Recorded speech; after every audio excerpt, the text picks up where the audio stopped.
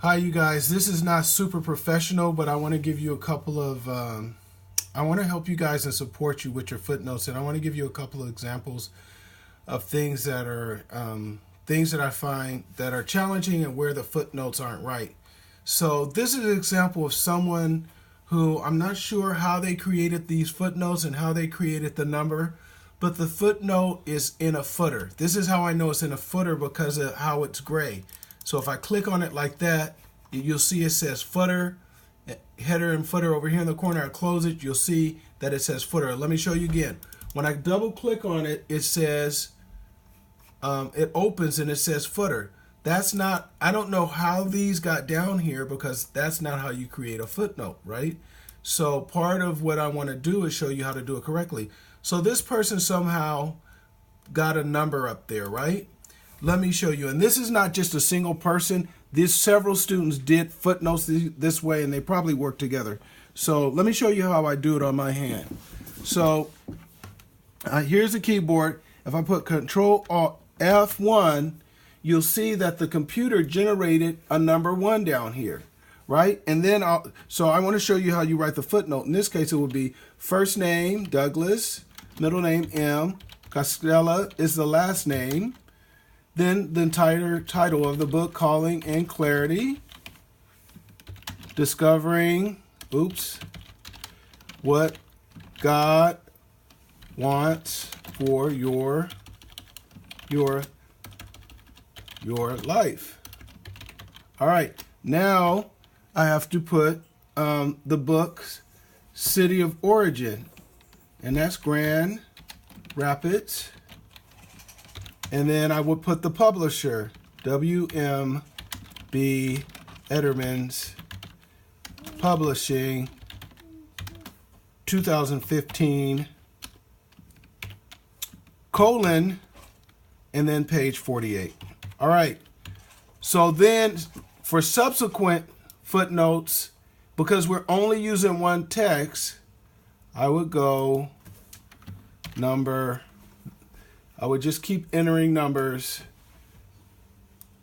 right? Give you some examples. We'll go to 4, and then, so now we have footnotes, and let's just put pages, and I'll just make it up. Page 49, and then it would be IBIT,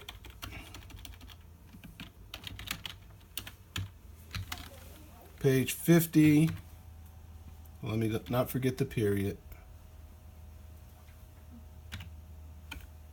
Let's not forget the period. Okay, and then finally, IBID, period, comma, page 52. All right, so when I finish this initial footnote, I want to make sure I either underline it or I would italicize it. Now, if it's a journal article, I could do something. If there's a journal article, let's put a pretend journal article here. If you hear noise back there, that's baby Max being restless. So let's pretend it was a magazine, a journal, not a magazine. If there's a single author, I would go Max D. Hunter, comma, title of the article, Finding Your Vocation, comma, and let's pretend that's in the Journal for Discernment. So next will come the journal title. Then you would have the volume number, which isn't always easy to figure out, but let's just say it's volume 75. Then you would have the number of the journal. It would be journal number 5. You could put then next you would put the year 2016 and page number 52. So it's first name, last name, finding your vocation. The journal title, like the book title, should be italicized or underlined, and the number should be regular, and the volume number should be regular, and then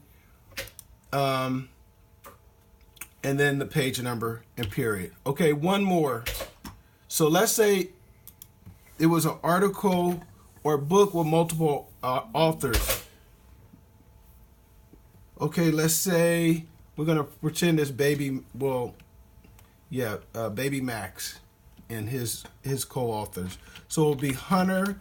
So if it's two authors, let's do two authors first. We be Max, R.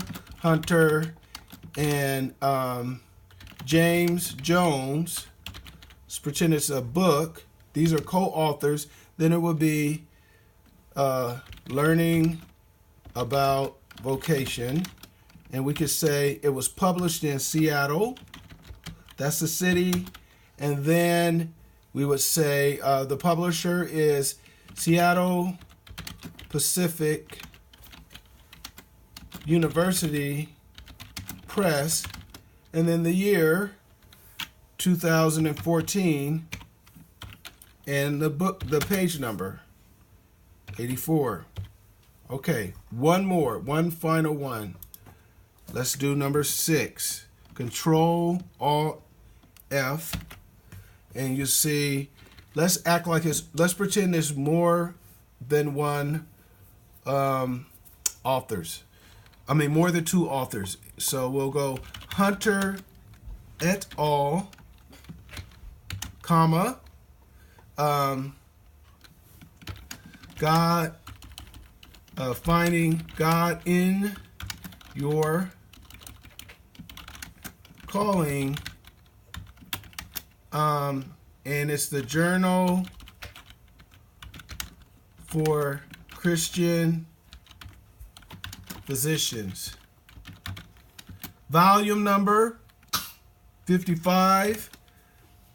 Journal number 6.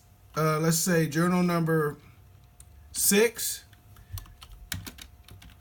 Year, we'll pretend 2013, and page 32, period.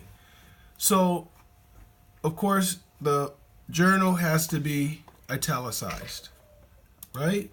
And so it's fairly simple. So part of the problem, put the camera on my hands, babe.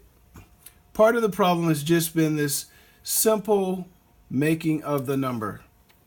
Let's see.